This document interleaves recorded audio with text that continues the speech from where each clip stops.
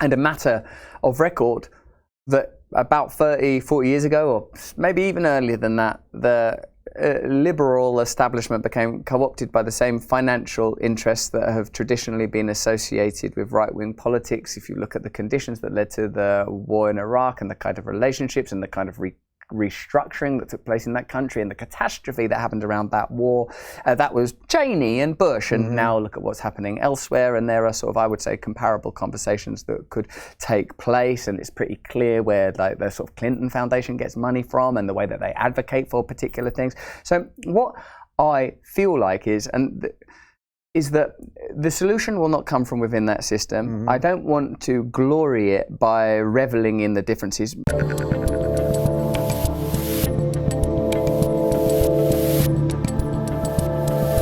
What was the moment that you got sort of into the politics side of this thing? I know you're not really political in a way, but you clearly are talking about politics.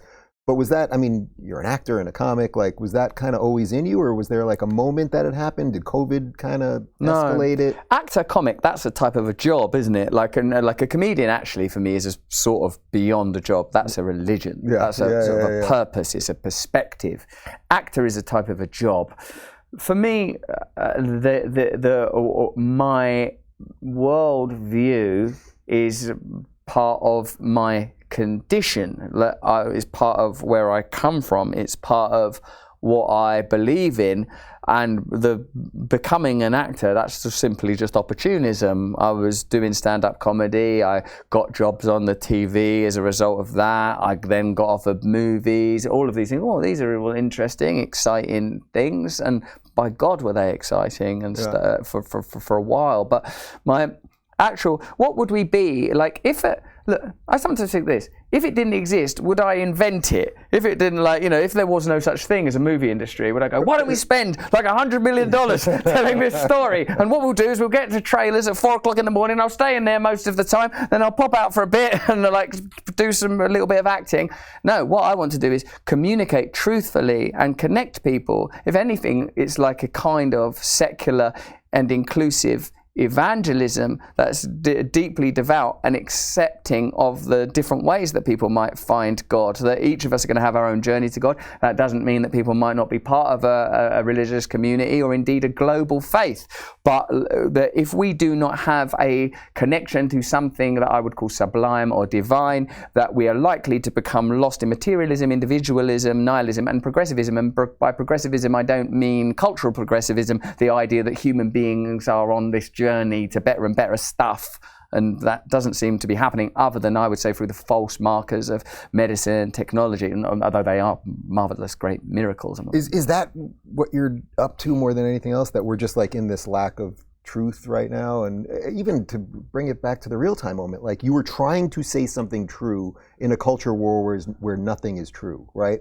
Like you do your show every day, you talk about politics, and it's like a lot of it is just debunking bullshit, right? Like the people that just shovel bullshit all day long. Yes, that is what I'm trying to do. What I feel like, mate, is that I'm limited in my understanding of most things. In fact, the sum total of all human knowledge is negligible compared to the vast limitlessness of all potential realities. So there has to be a kind of blunt pragmatism to the way that we organize culture and society. And the only reference that I can access is, how did we evolve? Did we evolve to live in giant communities? I can see that there are ways where living, like having broad alliances, would be hugely beneficial. I can see that there are ways where the miracles of technology and medicine and science are hugely applicable. Obviously, of course, I live in the world.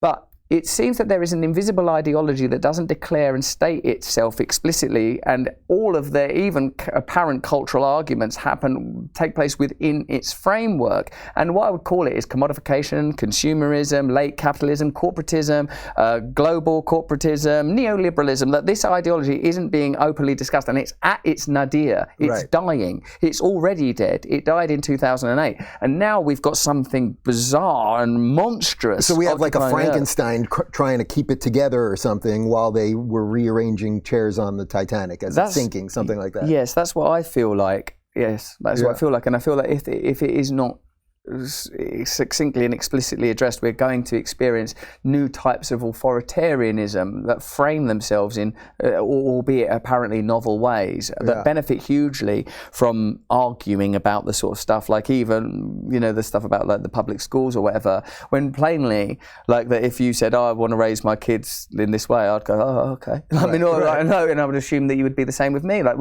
who cares? Like, as long as it's not, we all know what a sort of abuse. There seem to be some universal ideas that we understand. When you're traveling, do you see places that it's working better than other places? I mean, now you've been a couple of days in Florida, but you were just in Cali, where it's obviously way different. I did a stand-up show in Clearwater, and I really liked it. And, and what I do recognise, and I do recognise that there's a sort of a deep sense of sort of like pride here, and that obviously somewhat due to the stance that Florida took during the lockdown, that anti-authoritarianism is being expressed, like that the governor is the anti-government figure in your state. But and why not? I'm not pessimistic about human beings generally speaking, but like I would always just look at where is the funding coming from, what's the ultimate intention, what kind of alliances. I would just ask the same questions that I would ask of anybody. Is it as democratic as possible? And I'm like, it's better than I would always reject from both sides. And as we've said, that's what I was sort of rejecting on the telly program the other day. And I don't know Ron DeSantis. For all I know, he could be Jesus. But I'm pretty sure he's not Jesus. But so, maybe I can get you guys to sit down for coffee. How about that? God, absolutely. No, I'd like that. that. What I do accept is that, Dave, is that I feel that we want the maximum amount of authority in our own lives, like personal authority and autonomy, and the maximum amount of democracy. And like I told you at the beginning of this conversation, I don't really like controversy, and I don't think that any of that stuff's even particularly complicated. I'm just sort of inviting people that identify on the right to be as discerning as I would invite people that identify on the left to be. Like, are we definitely operating on behalf of ordinary people, totally inclusive, non-judgmental, completely loving, not secretly operating on behalf of economic interests in some, Is one of those directions easier than the other? Like right now, obviously people on the right dig you, and that's, I think, probably a little weird for you in some respects, right? Like people that maybe a couple years ago you thought, these weren't my people, but that's what I found. I was a lefty my whole life, and then suddenly I started saying a few things about freedom, kind of what you're preaching here in a probably more simplistic way. And next thing I knew, all these people that I thought were the bad guys were like, hey, you want to have dinner? Let's see what's what. But what I will say, I like how you switched mugs like that. So I don't know what was in there. I have no idea what's in there. And also, it's gone from blue to red. Right at a vital point in the conversation, huh? Yeah. Because in a way, it doesn't matter. They're both basically the same. Very effective. Right? Wow. But because there's still statistics on where the funding comes from, on the number of people in Congress that own stocks and shares in like energy companies or the military-industrial complex. It's just basically the same. Yeah. It's just basically the same. So that's just sort of my position. Certainly, I've found that people that I identify as being sort of conservative or Republican or whatever have been very open to this conversation.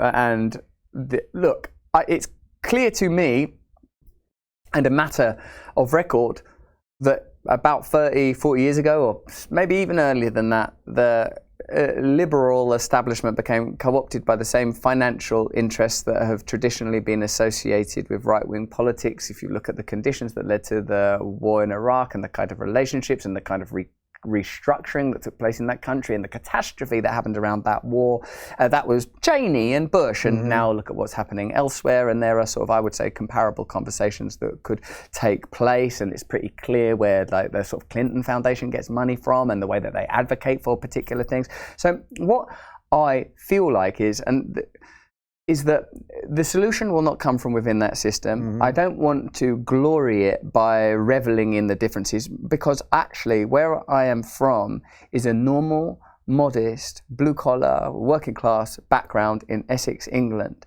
And when I see people demonized on the basis of their class or their culture, whether they are in the dominant cultural group, sexually or racially or culturally, or a smaller cultural group, by those markers, if economically we are attacking people, if we're attacking a class that is economically dispossessed, then I feel like, oh, I see what's happening now. I see what's happening. I see why people are angry. I see why people feel that they're being spoken down to. They are being spoken down to. And I suppose, Dave, that's the thing that I felt wasn't being addressed and isn't being addressed, that the blame is being put on people that aren't empowered, and also that there's an escalation of, you know, the kind of accusations around, God, what do I want to say?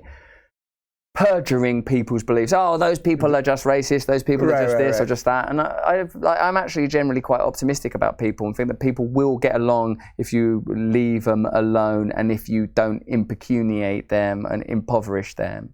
If you're looking for more uncensored opinions from today's thought leaders, check out our media playlist. And if you want to watch full interviews on a wide variety of topics, watch our full episode playlist, all right over here.